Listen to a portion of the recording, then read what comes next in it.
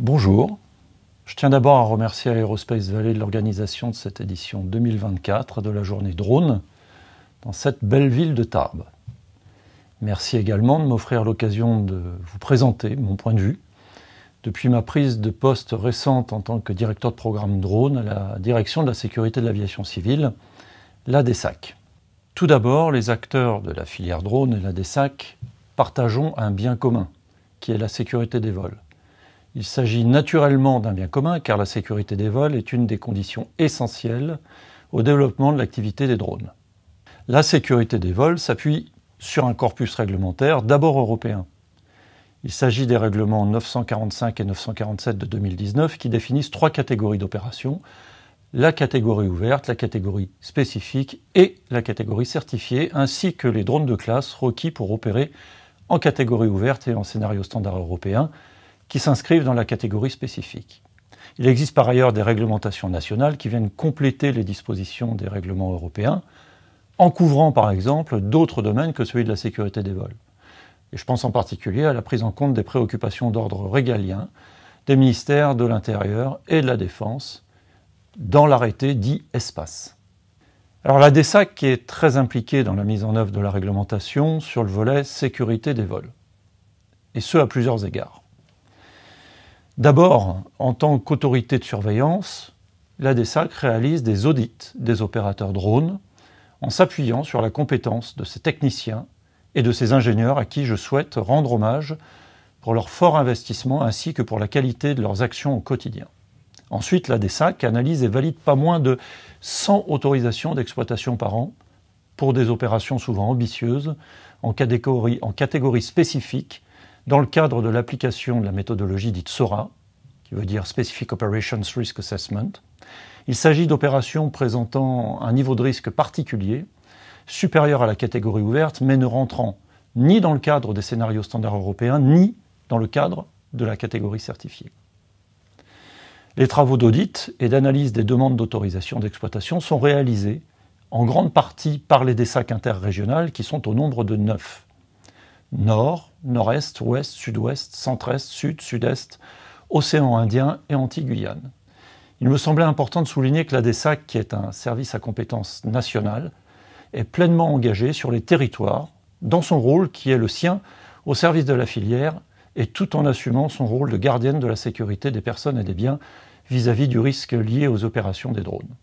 Et je remercie tous les opérateurs qui préparent avec rigueur et sérieux leur dossier SORA, et qui gèrent leurs activités avec un grand professionnalisme.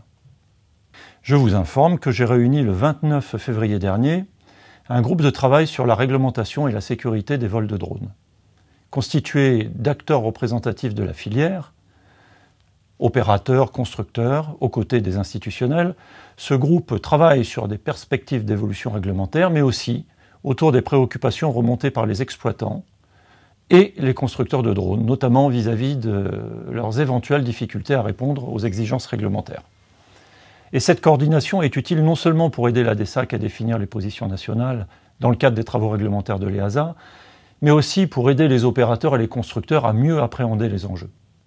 Je souhaiterais rapidement souligner quelques éléments fondamentaux de la réglementation européenne qui est pleinement en vigueur depuis le 1er janvier 2024. Notons d'abord que les scénarios standards européens de la catégorie spécifique, scénarios dits STS, sont devenus une réalité. Ils ont vocation à remplacer progressivement les scénarios standards nationaux, puisque tous les nouveaux exploitants qui souhaitent opérer en scénario standard doivent désormais s'y conformer. Quant aux exploitants qui ont déclaré des scénarios standards nationaux avant le 31 décembre 2023, ils devront se conformer au STS avant le 31 décembre 2025. Il faut donc s'y préparer. La nouvelle réglementation prévoit depuis le 1er janvier 2024 l'emploi de drones de classe en catégorie ouverte et sur les scénarios standards européens. C'est une nouveauté importante pour tout le monde, que ce soit pour les constructeurs, pour les opérateurs et pour l'autorité de surveillance du marché, dont le rôle est assuré par la DSAC avec l'aide du STAC, le service technique de l'aviation civile. Je note d'ailleurs que le nombre de drones de classe sur le marché est en augmentation constante et c'est une bonne chose. Il est important de noter que la conformité d'un drone à une classe donnée est d'abord la responsabilité d'un constructeur. Mais comme vous le savez, Des organismes notifiés à la Commission européenne par la DESAC, à l'issue d'un processus d'accréditation par le COFRAC, ont la tâche d'évaluer la conformité des produits proposés par les constructeurs.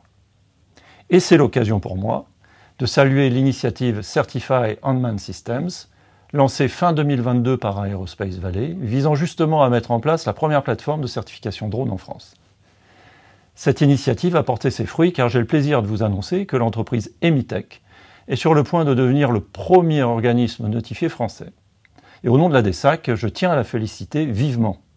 Je remercie en particulier son responsable du service certification, Pascal Bonenfant, pour avoir porté ce travail conséquent jusqu'à son terme. Et d'ailleurs, peut-être aura-t-il l'occasion de revenir sur ce sujet à l'occasion de sa présentation qui vous fera un peu plus tard dans la journée.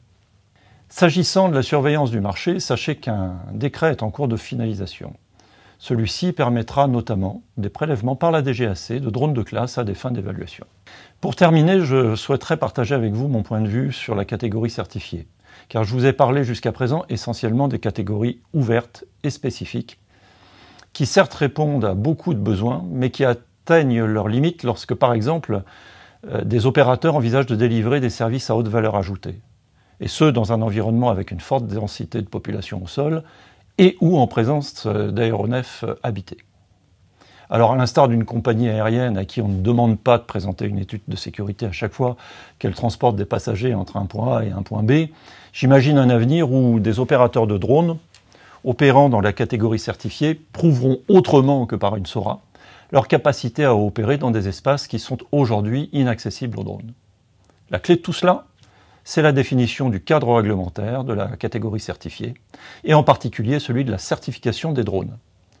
Je suis pour ma part convaincu que l'avènement de la catégorie certifiée dans les prochaines années sera un tremplin pour le développement de la filière et ouvrira de nouveaux segments de marché. Je pense en particulier au transport logistique, en agglomération ou encore aux opérations à grande élongation dans des espaces aériens partagés avec l'aviation habitée. Nous avons en France une carte à jouer, nous pouvons être des pionniers, car notre culture aéronautique est forte et reconnue. Mais pour cela, un effort conjoint entre l'industrie et les institutions doit être mené. Et pour avoir échangé avec certains d'entre vous sur ce sujet, je sais que l'industrie française a des idées et des ressources pour travailler sur la catégorie certifiée, et je ne peux que vous encourager à préparer cette perspective. Sachez que la DESAC sera à vos côtés pour vous conseiller dans vos démarches, en relation avec les EASA, bien sûr. Une grande partie du développement de la filière se joue dans cette perspective. Je vous remercie de votre écoute et je vous souhaite une excellente journée.